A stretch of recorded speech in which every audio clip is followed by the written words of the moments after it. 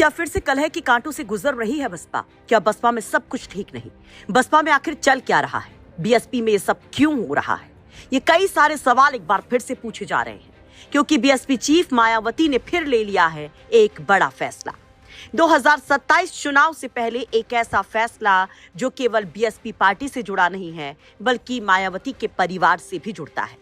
अभी 2 दिन पहले मायावती ने आकाश आनंद को लेकर भी एक बड़ा ऐलान किया था, जिसके बाद तमाम चर्चाएं चल ही रही थीं। इधर कुछ घंटों के अंदर मायावती के दूसरे ऐलान ने सबको चौंका दिया। दरअसल बसपा चीफ मायावती ने पार्टी नेता अशोक सिद्धार्थ को फिर से पार्टी से निकाल दिया है। अशोक सिद्धार्थ मायावती के भतीजे आकाश आनंद के ससुर हैं। बसपा में आकाश आनंद की गिनती मायावती के बाद नंबर 2 के तौर पर होती है। उनके ससुर पर मायावती ने बड़ा ऐलान किया तो हर कोई स्तब्ध रह गया। मायावती ने खुद एक्स पर पोस्ट कर इसकी जानकारी दी। मायावती ने अशोक सिद्धार्थ पर पार्टी में भ्रम फैलाने, अनुशासनहीनता करने और आगामी यूपी विधानसभा चुनाव के अभियान को प्रभावित करने की साजिश रचने जैसे गंभीर आरोप लगाए। मायावती ने पूर्व सांसद अशोक सिद्धार्थ और पार्टी कोऑर्डिनेटर रणधीर सिंह बेनीवाल को पार्टी से निष्कासित करने की घोषणा की। पार्टी की तरफ से जारी जानकारी के मुताबिक कार्रवाई से पहले दोनों नेताओं से उनकी संगठनात्मक जिम्मेदारियां भी वापस ले ली गई थी। अब मायावती ने जो कहा, उस संदेश के एक एक शब्द को समझिए कि मायावती क्या कहती हैं। जैसा कि सर्वविदित है कि श्री अशोक सिद्धार्थ पूर्व सांसद को महाराष्ट्र के चुनाव में खासकर पार्टी टिकट के बंटवारे को लेकर बीएसपी महाराष्ट्र प्रदेश अध्यक्ष आदि के साथ सही से तालमेल करके नहीं चलने की वजह से अनुशासनहीनता व दिशा निर्देश का उल्लंघन करने पर पार्टी से निष्कासित कर दिया गया था तथा उन्हें दोबारा पार्टी में इस शर्त के साथ वापस लिया गया था कि वे दोबारा ऐसी गलती नहीं करेंगे और साथ ही उन्हें उत्तर प्रदेश में कहीं पर भी नहीं बल्कि केवल दूसरे राज्यों में ही पार्टी के जनाधार को बढ़ाने की जिम्मेदारी दी जाएगी। लेकिन उसके बाद जिन भी राज्यों की जिम्मेदारी बीएसपी कोऑर्डिनेटर के तौर पर उन्हें दी गई, वहां इन्होंने अपनी जिम्मेदारी को सही से नहीं निभाया। केवल कर्नाटक ही नहीं बल्कि ओडिशा और वेस्ट बंगाल में इन राज्यों से भी इनकी अनुशासनहीनता अर्थात पार्टी के दिशा निर्देश के उल्लंघन की खबरें लगातार आते रहने के फलस्वरूप इनको बार बार चेतावनी देने के बावजूद भी इनमें सुधार नहीं आने की वजह से कल श्री अशोक सिद्धार्थ को पार्टी की सभी जिम्मेदारियों से मुक्त कर दिया गया था। लेकिन इसके बाद यूपी में इनके वापस लौटने की खबरें जानबूझकर पार्टी में भ्रम की स्थिति फैलाकर आगामी यूपी विधानसभा आम चुनाव के सघन अभियान को प्रभावित करने का षड्यंत्र है।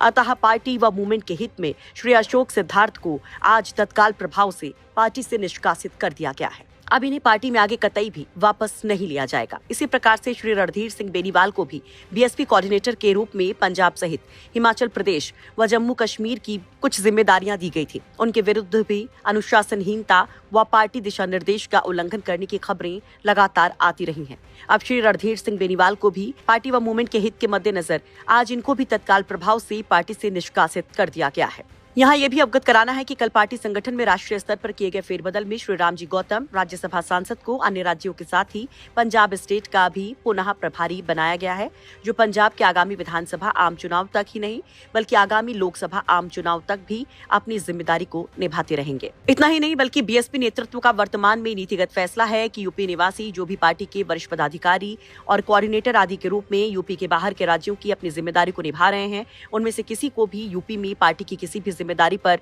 नहीं लगाया जाएगा। साथ ही पार्टी के लोगों को खास तौर से ये अपील है कि वे ऐसे सभी शरारती व षड्यंत्रकारी तत्वों से पूरी तरह से सावधानी बरतें जो उत्तर प्रदेश में पूर्ण बहुमत की अपनी बीएसपी सरकार बनाने के पूरी जिद के साथ लगे अभियान को किसी न किसी बहाने से ध्यान भटकाने अर्थात हानि पहुंचाने का प्रयास करते रहते हैं। तथा मीडिया से भी विशेष अपील है कि वे गरीबों, दलितों, शोषितों, उपेक्षितों आदि की अम्बेडकरवादी पार्टी बीएसपी के विरुद्ध विरोधी पार्टियों के षड्यंत्र का हथियार बनने से अपने आप को जरूर बचाएं अर्थात मिथ्या व गलत तथ्यों को प्रचारित न करें। आपको बता दें कि अशोक सिद्धार्थ कभी मायावती के बहुत भरोसेमंद लोगों में माने जाते थे। अशोक सिद्धार्थ की बेटी प्रज्ञा की शादी आकाश आनंद के साथ हुई। धूमधाम से वो शादी हुई थी और काफी ज्यादा खुश मायावती थी प्रज्ञा और आकाश आनंद की शादी के बाद। लेकिन धीरे धीरे इस रिश्ते में मानो खटास आने लग गई। मार्च 2025 का वो समय था जब बीएसपी में आकाश आनंद, उनके ससुर, उनकी पत्नी और मायावती के बीच में कलह की बात सामने आई। खुल करके मायावती एक प्रेस कॉन्फ्रेंस करती हैं और उसमें आकाश आनंद को लेकर एक बड़ी कार्रवाई का ऐलान करती हैं कि पार्टी की तमाम जिम्मेदारियों से आकाश को हटाया जाता है। सीधे तौर पर वो इसके लिए जिम्मेदार बताती हैं आकाश आनंद की पत्नी और उनके ससुर अशोक सिद्धार्थ को। आपको बता दें कि इससे पहले ही मायावती अशोक सिद्धार्थ को पार्टी से निकाल चुकी थी। उसके बाद उन्होंने आकाश आनंद पर भी एक्शन लिया। इस एक्शन के बाद खबर ये भी आती है कि आकाश आनंद को पार्टी से ही निकाल दिया गया है। हालांकि कुछ महीने के बाद फिर से कमबैक होता है आकाश आनंद का और सितंबर 2025 में अशोक सिद्धार्थ का एक माफीनामा भी सामने आता है। कहा जाता है कि सब कुछ अब ठीक हो गया है। उसके बाद अशोक सिद्धार्थ और आकाश आनंद दोनों की बीएसपी में वापसी होती है।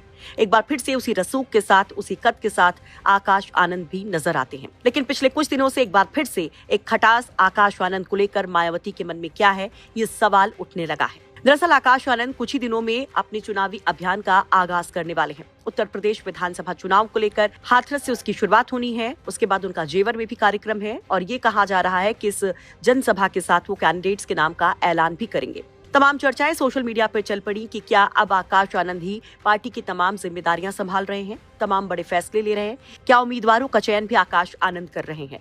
इन तमाम चर्चाओं के बीच में 2 दिन पहले मायावती सीधे स्पष्ट संदेश देती हैं कि पार्टी उम्मीदवारों का सिलेक्शन सिर्फ और सिर्फ मायावती खुद करती हैं, कोई और नहीं, और भ्रम जैसी स्थिति नहीं होनी चाहिए।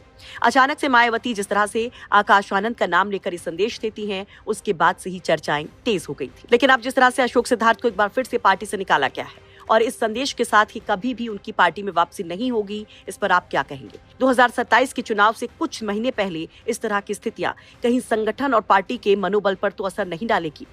अपनी राय कमेंट बॉक्स में जरूर रखिए। पवन जी, एक बात होती है, क्या आपको कभी ऑफर नहीं आया बीजेपी की तरफ से? बहुत बार आया। आया। कैसा आया? आया। क्या ऑफर आया? आया, हमने बताया था राष्ट्रीय अध्यक्ष जी को। आया। किस तरह का ऑफर आया? मतलब सब आया, विधायक मंत्री सब आया। जानते हैं, ये भी घटना बता दें आपको, हम मेरे पिताजी, जैसे मैंने राजनीति शुरुआत की तो मेरे पिताजी कभी नहीं चाहते थे, लेकिन जब मैंने राजनीति में मैं प्रवेश कर गया, लखनऊ स्थित उपाध्यक्ष हो गया, तो ये भी बहुत महत्वपूर्ण घटना है। नेताजी का फैजाबाद आगमन था, तो मैंने कहा कि आपको मेरे घर चलना। कहे हाँ चलेंगे तुम्हारे घर। मैं जेल से छूट के आया था, वही मेरे ऊपर गैंगस्टर और सारे मुकदमे दर्ज हुए थे बहन जी की सरकार में, उसके बाद मैं छूट के आया था। तो मैंने कहा आपको मेरे घर चलना। कहे चलेंगे। नेताजी मेरे घर आए, अंगूरीबाग कॉलोनी में। मेरी माताजी ने खाना बनाया था। नेताजी ने, जो मेरी माताजी ने बनाया था, पूड़ी सब्जी, दही कचौड़ी, दही बड़ा जो था, सब खाया। नेताजी ने बैठ के पूरा आराम से सब खाया और खाने के बाद कहा कि और कुछ बना है? तो हमने मम्मी बुलाया अपनी माता जी को, तो उन्होंने पूछा क्या नाम है आपका? कहने मेरा नाम गीता। कहने बताइए कुछ और बना है? कहने जो बना था सब खिला दिया। फिर उन्होंने, मेरी माता जी ने कहा नेताजी से, ये पढ़ते लिखते नहीं है, क्या होगा इनका? नेताजी ने कहा पवन के कारण आज मुलायम सिंह यादव इस दरवाजे पर आए हैं और देखना वो एक दिन वो भी आएगा। आज मेरे आने पर डीएम कप्तान बाहर खड़े हैं, एक दिन पवन भी आगे जाएगा, डीएम कप्तान भी बाहर खड़े होंगे, पवन बड़ा आदमी नेता बनेगा। और मुझे नेताजी ने बनाया, उस स्थान पे पहुंचाया। ऐसे थे धरती पुत्र मुलायम सिंह यादव जी। तो उसी दिन से मेरी माता पिता, मेरे पूरा परिवार का एक लगाव है नेताजी के परिवार से। जब ये सब बातें आई कुछ लोगों ने कि भाजपा ये सब, तो मेरे पिताजी ने तुरंत मुझको फोन किया, कहा जीवन में भूल न करना, जीवन में गलती न करना। ये चीजें मेरे पिताजी ने बहुत सख्ती से मुझसे बात कही थी। मैं बहुत ईमानदारी से आपसे कह रहा हूं।